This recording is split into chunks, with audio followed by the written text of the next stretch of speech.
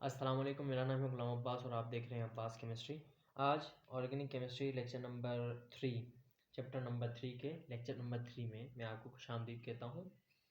और आज के लेक्चर में हमारा जो पहला टॉपिक है, सब टॉपिक, वो है रिफॉर्मिंग ऑफ गैसोलीन। गैसोलीन से क्या मुराद है? अच्छा, गैसोलीन से क्या मुराद है, पिछले लेक्चर में भी बताया था कि गैसोलीन दरअसल पेट्रोल है। इस टॉपिक को रिफॉर्मिंग ऑफ पेट्रोलियम कहा गया है उसमें बुक में, लेकिन इम्तिहानात में भी मोस्ट प्रोबेबली गैसोलीन के नाम से ही आ सकता है, रिफॉर्मिंग ऑफ गैसोलीन। इसका जो मतलब है सही वाला, वो हमारा पेट्रोल है। अच्छा, रिफॉर्मिंग से क्या मुराद है? तो द प्रोसेस ऑफ कन्वर्जन, सही है, of hydrocarbon gasoline with low octane rating into those with higher octane rating. अच्छा, होता क्या है कि जब ये पेट्रोल ज़मीन से निकालते हैं, पेट्रोलियम, पहले हम जैसे हमने पिछले लेक्चर में पढ़ा, सॉरी, अच्छा, इधर हमने पढ़ा था कि पेट्रोलियम को जब हम निकालते हैं तो उस फॉसिल फ्यूल की ये दूसरी मेन टैग थी, उसमें हमें क्या मिलता है? गैसोलीन, डीजल, केरोसिन भी, aromatic rings, aromatic hydrocarbon, cycloalkane, alkanes. उसके बाद जब हम उसके बाद गैसोलीन, गैसोलीन क्या होता है? जो हमारा आमतौर पे पेट्रोल होता है।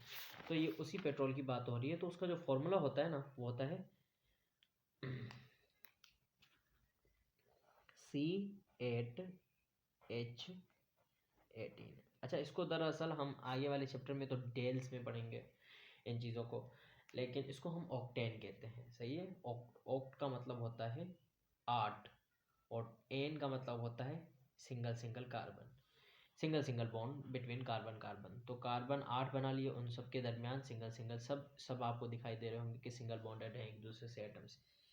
अच्छा, ये जो ऑक्टेन होता है हमारे पास, जब पेट्रोल होता है तो उसकी जो एक मॉलिक्यूल होता है, एक मॉलिक्यूल नहीं, अब देखो पेट्रोल हमें जो मिलता है उसमें तो खरबों अरबों मॉलिक्यूल्स होंगे, लेकिन हर किसी का इंडिविजुअली फॉर्मूला क्या होता है? C8H18। ये जो पेट्रोल होता है ये हमारे पास हमारी बाइक्स के लिए बहुत ज़्यादा खतरनाक होता है। अच्छा, क्यों? ऐसी क्या खराबी है इसमें? इसमें खराबी है क्या कि ये जो पेट्रोल जब हम डायरेक्ट निकाल के और बाइक्स में इस्तेमाल करने लग जाएं तो इससे क्या होता है? इससे हमारी जो बाइक्स वगैरह हैं वो ज़्यादा काम निकालेंगी, मतलब ख़राब हो जाएंगी, ट्यूनिंग्स की ज़्यादा ज़रूरत पड़ेगी, ये पेट्रोल जल्दी खर्च हो जाएगा। तो इसकी क्वालिटी को बेहतर बनाने के लिए इसकी रिफॉर्मिंग की जाती है और इसे आइसो ऑक्टेन में कन्वर्ट किया जाता है। तो अब तो ऊपर ही बताया था, the conversion of hydrocarbon gasoline petrol with low octane rating into those with higher octane rating that can be utilized as a fuel into internal combustion engine is known as reforming। अच्छा, यही process जो इस octane को iso octane में convert करवाते हैं हम, तो इसी को हम रिफॉर्मिंग ऑफ पेट्रोलियम कहते हैं, पेट्रोल या गैसोलीन कहते हैं। अच्छा, इसकी बहुत ज़्यादा खराबियाँ हैं, इसको हम डायरेक्ट यूज़ नहीं कर सकते, ये बहुत ज़्यादा खतरनाक साबित हो सकता है बाइक के लिए। और आमतौर पे आपने सुना भी होगा जो ईरानी पेट्रोल, तो दरअसल वो ईरानी पेट्रोल सस्ता इस वजह से है कि उसका फॉर्मूला है ये, वो रिफॉर्म नहीं हुआ होता है। अगर हम, लाजमी बात है उधर से, अच्छा, हम उधर से पेट्रोल लेंगे तो वो हमें सस्ता ही पड़ेगा। क्यों? क्योंकि वो ज़्यादा जल्दी खर्च हो जाता है, या उस पर इंडस्ट्रीज़ की इतनी इन्वेस्टमेंट तो होती नहीं है। लेकिन इस पेट्रोल के सफ़र में इंडस्ट्रीज़ पैसा लगाती हैं, तो वो ये जो पेट्रोल होता है जो हम पाकिस्तान में इस्तेमाल करते हैं, अच्छा, जो पाकिस्तान में पेट्रोल इस्तेमाल करते हैं उसमें होता ये दोनों है, लेकिन जितनी ज़्यादा इसकी क्वांटिटी होगी आइसो ऑक्टेन की, वो पेट्रोल उतना ज़्यादा बेहतर कहलाया जाएगा। आप इसको देख लें, सही है। तो अब इस प्रोसेस को, जो कि ऑक्टेन से आइसो ऑक्टेन बनाने में, इस प्रोसेस को हम रिफॉर्मिंग ऑफ पेट्रोलियम कहते हैं। इसमें हम एक कैटलिस्ट भी यूज़ करते हैं, प्लेटिनम, सही है, और हीट। अच्छा अच्छा, जितनी ज़्यादा क्वांटिटी इसकी होगी, मैंने बताया, उतना ज़्यादा ऑक्टेन नंबर होगा, उतनी ज़्यादा क्वालिटी अच्छी होगी। सो combustion engine is known as reforming. The process of reforming is carried out under high pressure and temperature using platinum catalyst। इस catalyst को हम इस्तेमाल करते हैं। सो मतलब ऑक्टेन नंबर, या मैंने ऊपर शायद मिस किया है, तो ये जो ऑक्टेन रेटिंग होती है, ऑक्टेन नंबर, इससे क्या मुराद होता है? इससे मुराद ये होता है कि ये जो ऑक्टेन नंबर, मतलब कितनी ज़्यादा मिकदार है इसकी, तो ये ऑक्टेन नंबर होता है। जिस पेट्रोल का जितना ज़्यादा ऑक्टेन नंबर होगा वो उतना ज़्यादा अच्छा होगा। बड़े बड़े पेट्रोल पंप्स पे लिखा भी होता है कि हाई ऑक्टेन नंबर, मतलब ज़्यादा बेहतरीन पेट्रोल। पाकिस्तान में जो आप फिक्र मत कीजिएगा, जो हम इस्तेमाल करते हैं वो यही होता है। इसकी क्वांटिटी, उसमें होता दोनों है लेकिन इसकी क्वांटिटी ज़्यादा होती है, इससे हमें कम खर्चे की ज़रूरत पड़ती है। लेकिन जो बहुत बड़ी गाड़ियाँ होती हैं तो अगर जो उनमें ये पेट्रोल ही इस्तेमाल किया जाए, बाइक में तो कर सकते हैं लेकिन फिर भी नुकसानदेह चीज़ें अवॉइड करें। लेकिन हम बड़ी गाड़ियों में अगर करेंगे तो इससे बहुत ज़्यादा खर्चे निकल आएंगे, तो इस वजह से ये ख़ास तौर पे अवॉइड किया जाता है। अब अब हम करते हैं, नीचे चलते हैं, moving forward. So low quality gasoline can cause knocking when ignited in an internal combustion engine due to improper combustion। अच्छा, ये सही से इंजन में अंदर जाके जल नहीं पाएगा, अंडरस्टैंड। जब जल नहीं पाएगा तो ये बहुत ज़्यादा नॉकिंग आवाज़ क्रिएट करेगा अंदर जलते वक्त। Knocking produces a sharp sound. Higher quality gasoline tends to produce less knocking. और ये जो हमारे पास हाई क्वालिटी होता है, मतलब जितनी ज़्यादा इसकी मिकदार होगी आइसोक्टेन की वो उतना ज़्यादा अच्छा होगा, तो वो लेस नॉकिंग और लेस खर्चे प्रोड्यूस करवाएगा। Okay. The octane number quantifies a fuel's ability to resist knocking during combustion।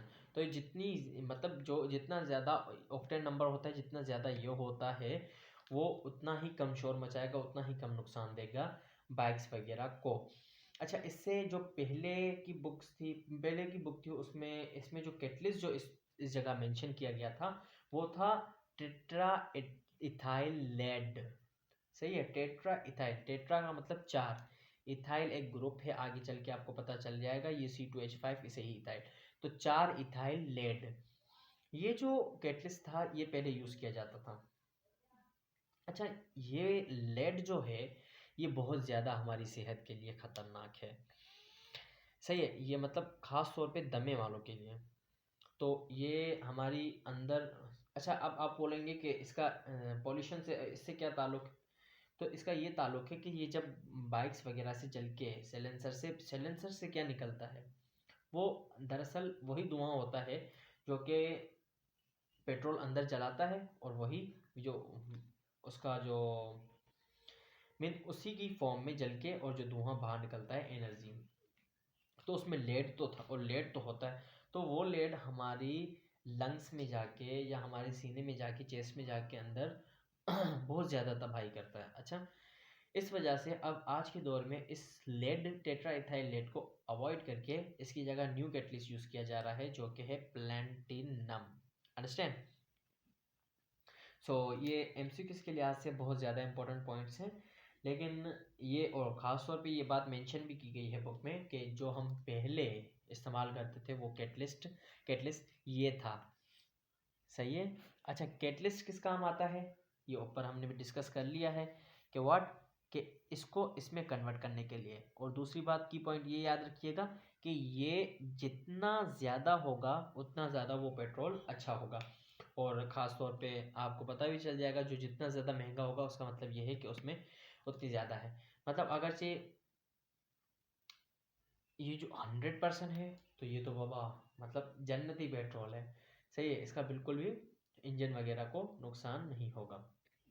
अब हम आगे बढ़ते हैं और मूव करते हैं आगे के टॉपिक्स की जानिब, जो कि है characteristics of organic compounds. Understand, characteristics क्या होती हैं? करेक्टरिस्टिक्स का मतलब होता है खुसूसियात। अब देखें, एक खुसूसियात क्या होती हैं? अच्छा, मुझे एक बात बताइए, आप देख सकते हैं, मैं देख सकता हूँ, एक इंसान के अंदर क्या क्या खुसूसियात, क्या क्या प्रॉपर्टीज़ होती हैं उसकी। जी, वो देख सकता है, सूंघ सकता है, चख सकता है, और भी बहुत ज़्यादा सूंघ सकता है। अंडरस्टैंड, ये हमारी करेक्टरिस्टिक्स हैं, या मैं कुछ भी कर सकता हूँ, तो ये मेरी करेक्टरिस्टिक्स हैं। तो इसकी भी कुछ करेक्टर, ऑर्गेनिक कंपाउंड्स की भी कुछ खुसूसियात होती हैं। जैसे कि सबसे पहले जो डिस्कस की गई है यहाँ पे वो है केटिनेशन। केटिनेशन से क्या मुराद होता है? Catenation refer to the ability of atom of the same element to bond with each other and form a long chain and rings. अच्छा, कार्बन जो है, कार्बन के सर के ऊपर एक ताज है, मैंने आपको बताया था लेक्चर नंबर 1 में कि इसके सर के ऊपर ताज है, किस चीज़ का, कि इसके मिलियंस ऑफ ऑर्गेनिक कंपाउंड्स हैं, इसकी मिलियंस ऑफ कंपाउंड्स हैं। तो ये किस वजह से, ये कार्बन की कैटिनेशन पावर की वजह से। कार्बन का जो वैलेंस शेल होता है उसमें 4 इलेक्ट्रॉन्स होते हैं। अच्छा, जो इससे पीछे होते हैं उनमें 3, 2, 1, और जो इससे आगे होते हैं 5, 6, 7, 8, नोबेल गैसेस में 8 होते हैं। सो पीरियोडिक टेबल में जो ग्रुप्स बनाए गए हैं इसी बेस पे बनाए गए हैं।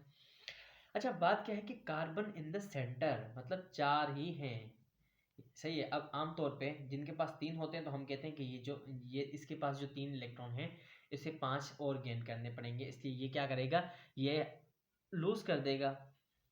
और ये किसकी प्रॉपर्टी होती है, मेटल्स की। और जो जिनके पास 4 से ज़्यादा, मतलब जैसे 5, 6, 7, उनको कम इलेक्ट्रॉन्स चाहिए होते हैं अपने वैलेंस शेल को पूरा करने के लिए, जैसे carbon, nitrogen, oxygen, fluorine, neo fluorine तक, सही है। तो इनमें क्या होता है, नाइट्रोजन उसके पास 5 होते हैं, तो ऑक्सीजन उसके पास 6 होते हैं, और फ्लोरीन के पास कितने हो, हेलोजन में जो भी एटम्स आते हैं उन सारों के वैलेंस शेल के जो इलेक्ट्रॉन होते हैं वो 7 होते हैं। तो मतलब इनको रिस्पेक्टिवली 3, 2 एंड 1 इलेक्ट्रॉन चाहिए होता है। तो हम कहते हैं कि जी ये इलेक्ट्रॉन क्या करेंगे, गेन करेंगे। लेकिन ये जो कार्बन है ये बहुत ज़्यादा स्पेशल है, क्यों, क्योंकि इसके पास बिल्कुल 4 इलेक्ट्रॉन्स हैं। इसके ये हम देख के इलेक्ट्रॉन्स ये अंदाज़ा नहीं लगा सकते कि ये गेन करेगा कि लॉस करेगा। लेकिन कार्बन की एक बहुत ज़्यादा इंपॉर्टेंट प्रॉपर्टी क्या होती है कि ये खुद के एटम से, मतलब कार्बन कार्बन के साथ ही बहुत ज़्यादा, सल्फर में भी होती है, कार्बन के ग्रुप का ही है, लेकिन कार्बन में बहुत ज़्यादा होती है। Catenation refer to the ability of atom of the same element to bond with each other and form a long chain and rings. Carbon atoms have the ability to form strong covalent bond with each other, which with other carbon atom. मतलब carbon के atoms के पास ये सलाहियत होती है कि वो आपस में कोवेलेंट बॉन्ड बना सकते हैं। और हमने आमतौर पे पढ़ा भी है कि कोवेलेंट बॉन्ड की कोवेलेंट बॉन्ड 3, मतलब 2 तरह के होते हैं, सिग्मा एंड पाई कोवेलेंट, सही है। तो जो सिग्मा होता है मतलब उसको आमतौर पे हम सिंगल कोवेलेंट बॉन्ड कहते हैं, दूसरे को डबल, फिर ट्रिपल। अगर कार्बन कार्बन आपस में 3 की म्यूचुअल शेयरिंग करते हैं तो वो क्या कहेंगे, हम बोलेंगे कि जी एक ये सिग्मा है और ये 2 जो हैं वो पाए हैं, अंडरस्टैंड। सो कार्बन के साथ बहुत ज़्यादा लंबी चेन्स बनाने की एबिलिटी को हम, मतलब कार्बन कार्बन के साथ बनाता है तो इसको हम क्या कहते हैं, कैटिनेशन। अच्छा, इस चैप्टर में ही एक और, इस चैप्टर के लास्ट में, सेकंड लास्ट लेक्चर में हम स्टडी करेंगे एक जो कार्बन का नया एलोट्रॉप, जिसके बारे में लेक्चर नंबर 1 में भी मैंने बताया था कि जो क्या है, बक्की बॉल जो डिस्कवर हुआ है। इसमें देखें कि कार्बन कार्बन आपस में किस तरह से एक बॉल की शक्ल, स्फीयर शक्ल में बॉन्डेड होते हैं। तो ये जो है मैंने एक चेन, ये जो इसके हर कोने पे क्या है, ये बॉन्ड लाइन नोटेशन है क्योंकि ये हमारे कोर्स का हिस्सा नहीं है, लेकिन मुझे ये आसान लगा तो मैंने फ़ौरन से बना दिया। तो इसका मतलब ये है कि 1, 2, 3, 4, 5, 6, 7, 8 जितने कोने हैं उसमें कार्बन है। 1, 2, 3, 4, 5, 6, 7, 8। इसकी वैलेंसी कंप्लीट करने के बारे में तो मैं आपको बताऊंगा कि कार्बन कार्बन के साथ एक बॉन्ड बना रहा है तो बाकी के 3 अनपेयर इलेक्ट्रॉन बच गए, तो हम इसके साथ 3 हाइड्रोजन लगा देते हैं। इसके पास 2 बॉन्ड बना रहा है तो 2 हाइड्रोजन लगाते हैं, तो इस तरह से सो ऑन।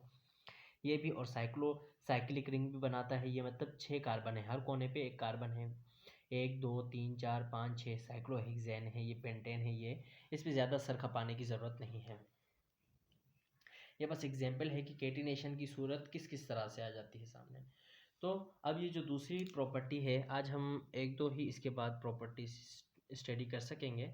अब दूसरी जो मेन है वो है नॉन आयोनिक नेचर। अच्छा, ऑर्गेनिक कंपाउंड्स के पास नॉन आयोनिक नेचर होता है, मतलब इनके ऊपर चार्जेस अपीयर नहीं होते। Organic compounds are made up of carbons and a carbon atom contain 4 valence electron. जैसे कि हमें पता है कि कार्बन एटम कितने इलेक्ट्रॉन्स, वैलेंस इलेक्ट्रॉन होते हैं, 4। It does not have ability to loss और गेन। अच्छा, ये जो ऊपर बताया था कि बाकी के कार्बन के बाद जो 3 एलिमेंट्स एटम्स आते हैं वो क्या करते हैं, 3 इलेक्ट्रॉन रिस्पेक्टिवली गेन करते हैं, 3, 2 या 1। और उससे जो पहले होते हैं वो 3, 2 या 1 को लॉस करते हैं। लेकिन इसके पास क्योंकि 4 हैं तो ना ही ये गेन करता है ना ही ये लॉस करता है, ये कोवेलेंट बॉन्ड ही बनाता है। ये कुदरत की बहुत बड़ी देन है सही है। So it does not have ability to loss और gain electrons since it require very high energy. अच्छा, बहुत ज़्यादा हम ज़बरदस्ती करेंगे, बहुत ज़्यादा एनर्जी देंगे तो लाजमी है उसके बाद ये क्या करेगा, इलेक्ट्रॉन्स को लॉस कर लेगा। लेकिन आमतौर पे ये कोवलेंट म्यूचुअल शेयरिंग से जो बॉन्ड बनता है वही बनाता है, जो कि हमें पता है what, covalent bond. Therefore in contrast with an organic compound it form covalent bonds by sharing of electrons। so जैसे इनऑर्गेनिक, हाँ, जो मेट मतलब इनऑर्गेनिक जो कंपाउंड्स हैं, जैसे कि मैंने आपको इससे पहले भी बताया था कैटिनेशन पढ़ाते वक्त, कि ये जो कार्बन से पहले वाले एलिमेंट्स हैं वो क्या करते हैं, इलेक्ट्रॉन्स दे देते हैं, और आमतौर पे वहीं मेटल पाए जाते हैं। तो मेटल्स की प्रॉपर्टी होती है कि जी वो इलेक्ट्रॉन दे दें, तो वो इनऑर्गेनिक कंपाउंड्स बनाते हैं। क्योंकि ये ऑर्गेनिक कंपाउंड है बनाता खास तौर पे, तो इसकी यही नेचर है कि ये म्यूचुअल शेयरिंग करके कोवेलेंट बॉन्ड बनाता। कि ये जो ऑर्गेनिक कंपाउंड्स की जो सॉल्युबिलिटी है, सॉल्युबिलिटी का मतलब क्या है, सॉल्युबिलिटी का मतलब है कि डिसॉल्व होना। अच्छा, केमिस्ट्री में एक बहुत ही ज़्यादा फेमस रूल है, वो क्या रूल है, वो है, आप अक्सर सुनेंगे कि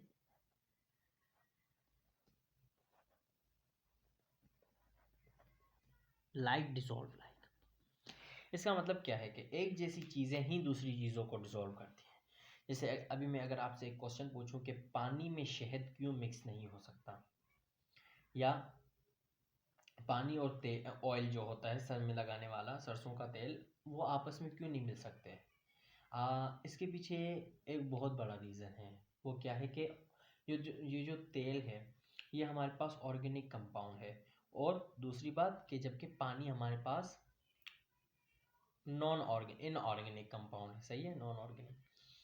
सो इनऑर्गेनिक, और दूसरी बात क्या है कि जो पानी है वो पोलर कंपाउंड है। कोवलेंट बॉन्डेड तो ये भी है, कोवलेंट बॉन्डेड तो ऑयल भी है, लेकिन ये पोलर है और वो नॉन पोलर है। सही है, मतलब उसके मॉलिक्यूल्स के ऊपर चार्ज अपेयर नहीं होता, पोल्स नहीं होते, जैसे आमतौर पे वाटर HOH में, और OH के ऊपर नेगेटिव, और जबकि हाइड्रोजन के ऊपर पॉजिटिव चार्ज होता है। तो ये पोलर कंपाउंड है, मतलब इसके ऊपर पोल्स अपेयर हो रहे हैं। NaCl क्यों भाई पानी में, वाटर में डिसॉल्व होता है, क्योंकि जी इन दोनों की तबीयत एक जैसी है, एक जैसों के साथ एक जैसे मिलते हैं। सही है, तो इसकी वजह से सॉल्युबिलिटी तो लाइक डिसॉल्व लाइक वाला रूल ही फॉलो करेगी दुनिया में, कहीं भी चले जाए। कोई भी नॉन पोलर चीज़ को डिसॉल्व नहीं कर सकती, कोई भी पोलर चीज़ नॉन पोलर को डिसॉल्व नहीं कर सकता। नॉन पोलर ही नॉन पोलर में डिसॉल्व होगा, और पोलर ही पोलर में डिसॉल्व होगा।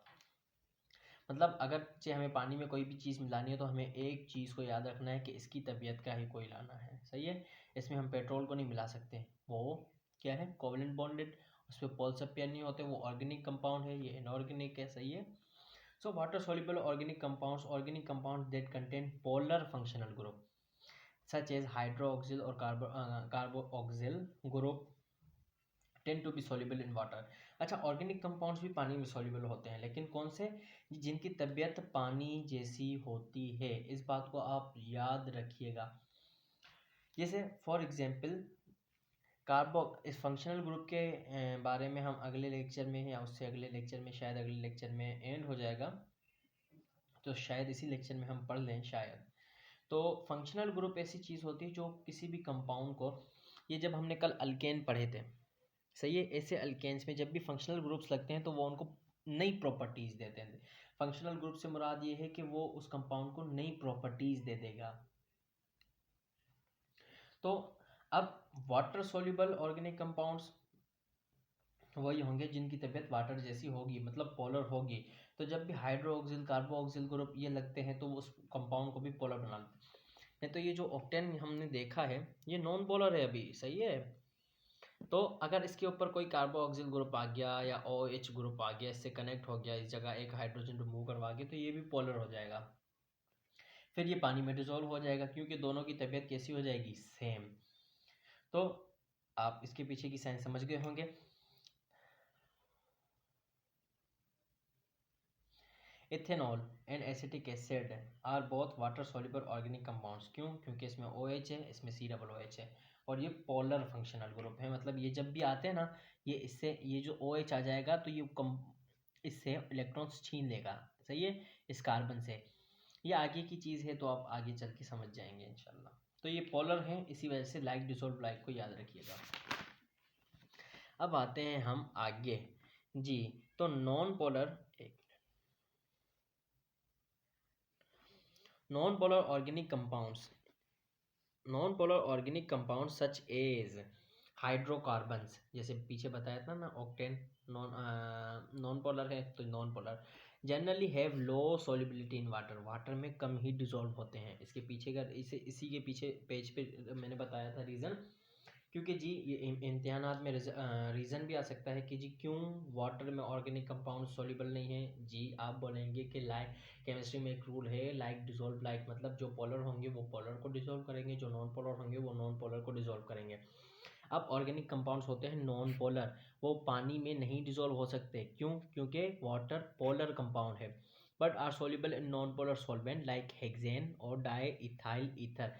ईथर और ऑर्गेनिक कंपाउंड्स, मतलब जो नॉन पोलर कंपाउंड्स है वो नॉन पोलर में ही हो जाएंगे, लेकिन वाटर में नहीं होंगे, क्यों? क्योंकि भाई ये क्या है, पोलर कंपाउंड है। For for for instance hexane and toluene are non polar organic compound, they exhibit poor solubility in water but dissolve readily in non polar solvent. अब ये जो बेंजीन और टोलिन है, इनको जब हम डिसॉल्व करते हैं पानी में, ये तो नहीं होते, जैसे हम ऑयल को डिसॉल्व करवाएंगे या शहद को डिसॉल्व करवाएंगे नहीं होंगे, लेकिन जिनकी तबीयत एक जैसी होगी वो हो जाएंगे। अब अगली प्रॉपर्टी जो आती है वो low melting and boiling point आती है। अच्छा ये बहुत ज़्यादा इंटरेस्टिंग है। इंटरेस्टिंग किस, अच्छा कैसे? ऐसे कि ये जो आपने फर्स्ट ईयर में जो 3 chapter solid liquid and gases पढ़ी होंगी, उम्मीद है कि आपने पढ़ी होंगी, तो उसमें बाकायदा जो इंटरमोलिकुलर फोर्सेस हैं उनको डिटेल में डिस्कस किया गया है। अच्छा इंटरमोलिकुलर फोर्सेस रिस्पॉन्सिबल होती हैं, आपने पढ़ रखा होगा। इंटरमोलिकुलर फोर्सेस रिस्पॉन्सिबल होती हैं, जैसे फॉर एग्जांपल पानी का बॉइलिंग पॉइंट, अगर मैं पूछूं आपसे पानी का बॉइलिंग पॉइंट ज़्यादा क्यों है और पेट्रोल का क्यों नहीं है, तो ये जो इनके मॉलिक्यूल्स हैं वो आपस में एक दूसरे को, पेट्रोल के मॉलिक्यूल्स कम खींचते हैं, उन्होंने कम पकड़ रखा है, तो ये इनको आसानी से उड़ने में कोई भी मुश्किलात नहीं होती। लेकिन जो वाटर मॉलिक्यूल्स होते हैं वो इतने आराम से नहीं जाते कंटेनर से, उनको हाई एनर्जी में कन्वर्ट करना पड़ता है। सो ऑर्गेनिक कंपाउंड सारों का यही हाल होता है तकरीबन, जो नॉन पोलर होते हैं खास तौर पर। Organic compounds in comparison to organic compounds have lower melting and boiling points, के इनके पास मेल्टिंग एंड बॉइलिंग पॉइंट्स कम होते हैं। This is due to the comparatively weak intermolecular forces, and weak intermolecular forces होती हैं उनके अंदर, ये भी रीज़न आ सकता है। In these molecules they exit as gases and liquid and soft solids, सही है ना। अब जी हम आगे बढ़ते हैं। फ्लेमेबिलिटी, फ्लेमेबिलिटी मतलब जलना। So the majority of organic compounds are combustible and readily react with oxygen to form carbon dioxide and water। जो ज़्यादातर ऑर्गेनिक कंपाउंड्स होते हैं वो जल जाते हैं, सही है, और रिएक्शन के बाद कार्बन डाइऑक्साइड और वाटर बनाते हैं, जैसे कि मीथेन, हम जलाते हैं उसे तो उससे कार्बन डाइऑक्साइड रिलीज होती है, देयर बाय रिलीजिंग। अच्छा जी, तो as a result most of fuels are organic such as wood, coal, oil, gasoline and natural gas. So ज़्यादातर जो हम देखते हैं जो जलने वाले होते हैं वो कौन से ऑर्गेनिक कंपाउंड्स होते हैं, जैसे वुड, कोल, ऑयल, गैसोलीन वगैरह, natural gas. So burning of organic compound provide heat energy, लाजमी बात है, जब ये जलते हैं तो हमें क्या मिलती है, हीट, हरारत। The combustion reaction for methane, जैसे CH4 मैंने ऊपर भी बताया था कि जब हम इस गैस को घर में जलाते हैं ऑक्सीजन की प्रेजेंस में, कार्बन डाइऑक्साइड और वाटर तो खारिज होता है, और हीट एनर्जी जो कि बहुत ज़्यादा इंपॉर्टेंट। अच्छा मैं आपसे एक सवाल पूछता हूँ, इसको सोचिएगा कि ये जो हम खाना पकाते हैं ये किस चीज़ पे पकाते हैं, कौन सी चीज़ है ऐसी मीथेन में जो हमें तो इसका जवाब ये है कि इसकी एनर्जी, ये कार्बन डाइऑक्साइड तो आसमान में उड़ गई, वाटर भी, वाटर मॉलिक्यूल्स भी, लेकिन मिला क्या हमें, हीट एनर्जी। हीट एनर्जी किस में कन्वर्ट हो गई, खाने पकाने में, अंडरस्टैंड। सो अब हम अगली प्रॉपर्टी पे आते हैं जो कि है रिएक्टिविटी, और इसके बाद आखिरी आइसोमेरिज्म। और पॉलीमराइजेशन भी है यार। So reactivity, organic compounds react at a substantially slower rate than the ionic reaction। अच्छा, इनके जो रिएक्शन रेट होता है, मतलब जो स्पीड, रेट मतलब स्पीड, वो स्लो होता है आयनिक रिएक्शंस के मुकाबले में। That are often found in organic compounds to accelerate the reaction they generally require heating, mixing and a catalyst.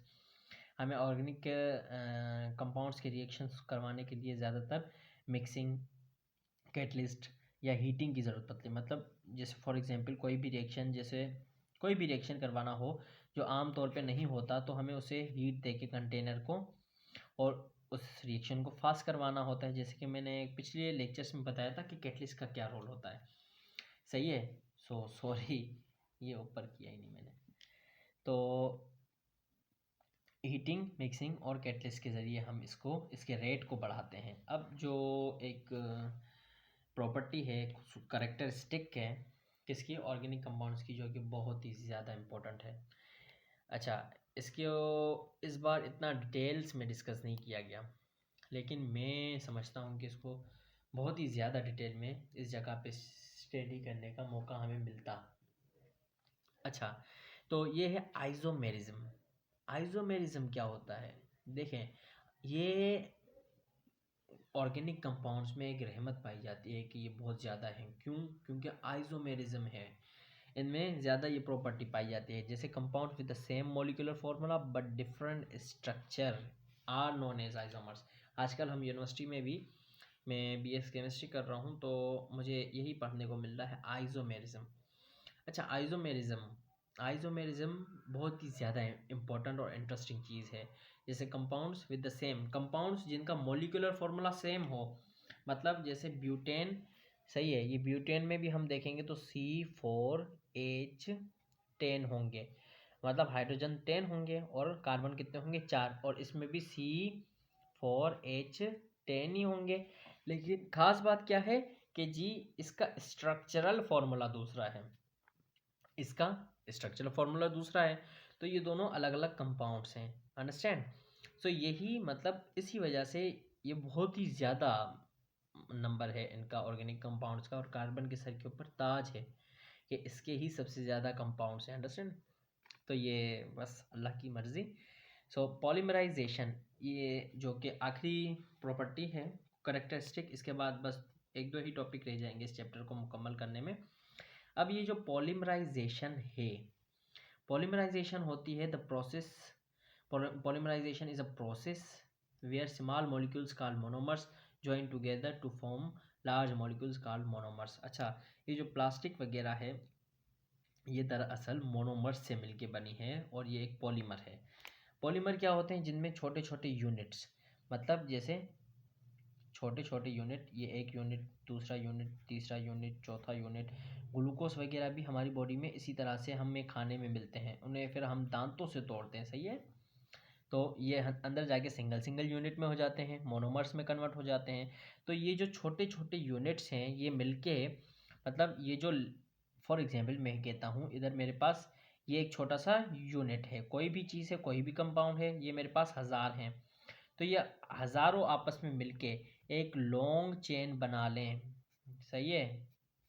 तो हम ये कहते हैं ये पॉलीमर बन गया, और इसी प्रोसेस को बनने को हम पॉलीमराइजेशन कहते हैं।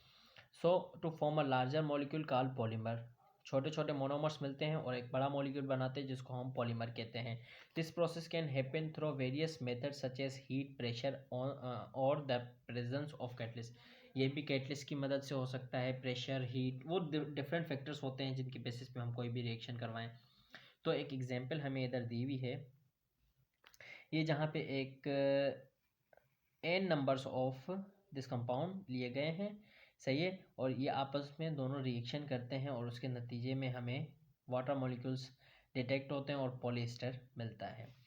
तो ये इसकी छोटी सी एग्जांपल थी। और एक और बात जो कि मैं पूरे लेक्चर में याद करता रहा हूँ कि आपको बतानी है, वो ये है कि जी आपने रीड करना है रीड करना है book page number 68 for uses of organic compounds. अच्छा, ये यूजेस ऑफ ऑर्गेनिक कंपाउंड्स एक थ्योरेटिकल टॉपिक है, थ्योरी है बस, कुछ एक चार्ट बना के दी हुई है, उसमें आपने जाके देखने हैं कि ऑर्गेनिक कंपाउंड्स के क्या क्या यूजेस हैं। और इंशाल्लाह अब अगले लेक्चर्स में हम, जो कि मैंने लिख भी रखे हैं और शायद रहते भी हैं, तो हम इसको कंटिन्यू करेंगे। अभी पढ़ाने के लिए बहुत ज़्यादा है, बकी बॉल्स, उसके बाद फंक्शनल ग्रुप जो कि बहुत ज़्यादा इंपॉर्टेंट है। मैंने कहा था कि आज के अगले लेक्चर में इसको पढ़ाएंगे इंशाल्लाह। सो और इसके बाद मेरे ख्याल से होमोलॉगस सीरीज रहता है और ये आपका चैप्टर हो जाएगा डन। सो इंशाल्लाह मिलते हैं कल के लेक्चर में। अल्लाह हाफ़िज़।